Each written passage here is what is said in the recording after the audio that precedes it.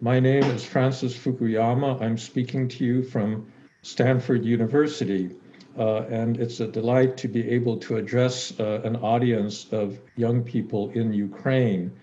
Ukraine is a country that continues to give me hope for the future, and I'm glad to be able to join your activity. I think that the power of words is extraordinary. We human beings are social creatures, meaning that we become powerful when we work together, when we cooperate with one another.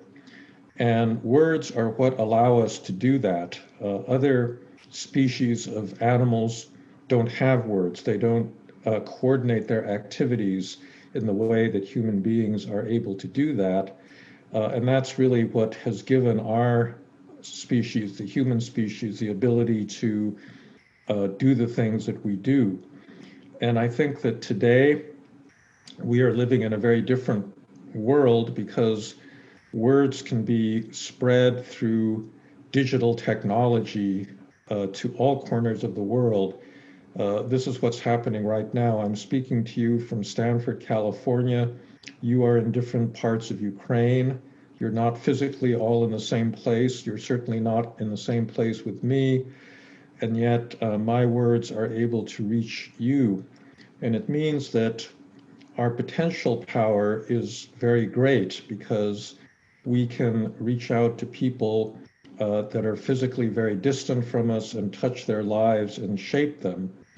But it's also a challenge because those words can be misused. They can be used to stimulate fear and hatred.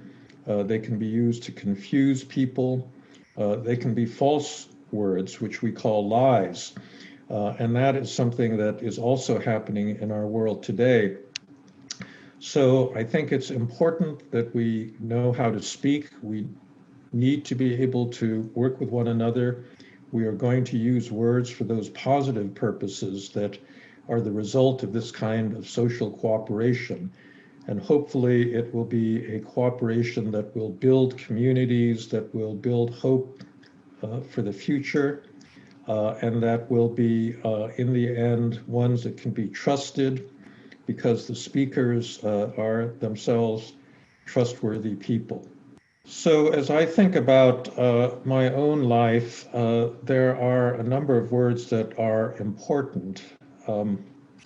One is the word hope that is related to the word optimism. I think that in the current world, it's very easy to get very discouraged because a lot of bad things happen.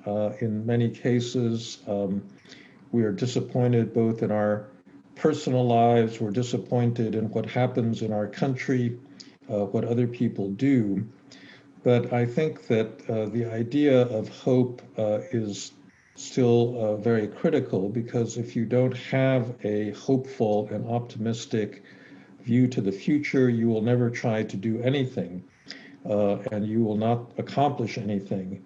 I think that this is something that President Obama, former President Obama, understood very well. He spoke a lot about hope. I think many people were disappointed that those hopes were not realized, but I think it was inspiring that you could be a person with his background and still become president of the United States, and you could still aspire to change things for the better. And that's why I think that we need to be balanced between realism and a certain optimism about the future. If we're too realistic, if we are too aware of the things that constrain us and hold us back, I think we'll never take any risks for the future. And I think that unless you take risks, you're never going to get anything done. And I think this is especially important for young people. When you get older, you have a family, you have a house, you have obligations, you have a job, and you're very constrained in the sorts of things that you can do. But when you're younger, you don't have those constraints, and it means that this is the time when you can try new things, do new activities, start a business, start an organization, do things that you didn't imagine previously. And you're not going to do that without having a fundamentally optimistic view of the future. So I think this is something I hope you will take to heart. So I'm very happy to have been invited by the Ivanchiks to speak to your group. I think that the existence of young people like you in Ukraine gives me a lot of hope.